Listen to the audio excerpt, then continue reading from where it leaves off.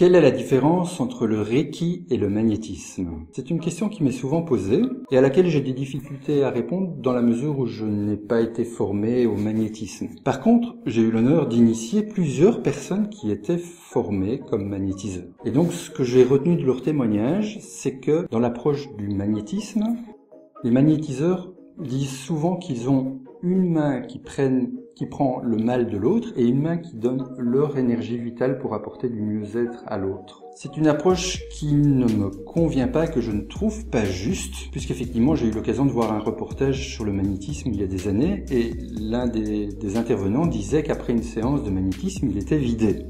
Ce que je peux comprendre puisque, effectivement, il donne son énergie vitale pour prendre le mal de l'autre. Alors, selon moi, on se trouve en plein dans le triangle dramatique de l'analyse transactionnelle, persécuteur, victime, sauveur, et donc il y a le magnétiseur qui est dans le rôle du sauveur et le malade qui se trouve dans le rôle de la victime. Et il y en a un qui à la fin de la séance va mieux, et le sauveur va moins bien. Donc c'est une approche qui ne me semble pas juste et que je suis content de ne pas avoir apprise d'ailleurs, parce que depuis 15 ans que j'ai l'honneur d'accompagner plus de 7000 personnes, si j'avais dû prendre toutes les émotions inconfortables, les malaises, les douleurs, les maladies des personnes, je serais dans un état différent de celui d'aujourd'hui. Donc ce n'est pas juste. C'est la raison pour laquelle, dans les formations que j'anime, la méthode Rééquilibre en toi, les participants apprennent dès le premier degré qu'il n'y a pas du tout à prendre le mal de l'autre, absolument pas.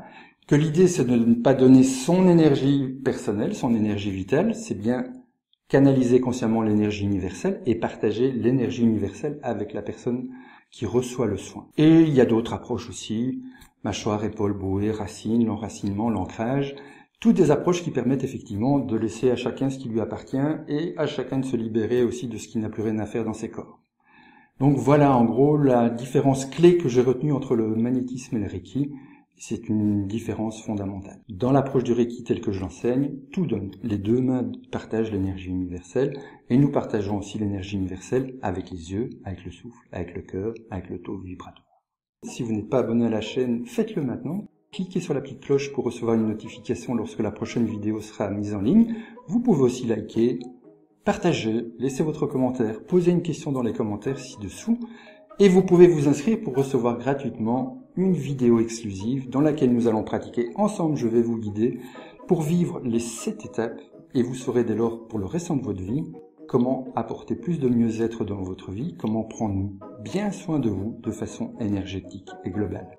Inscrivez-vous dès maintenant, c'est gratuit.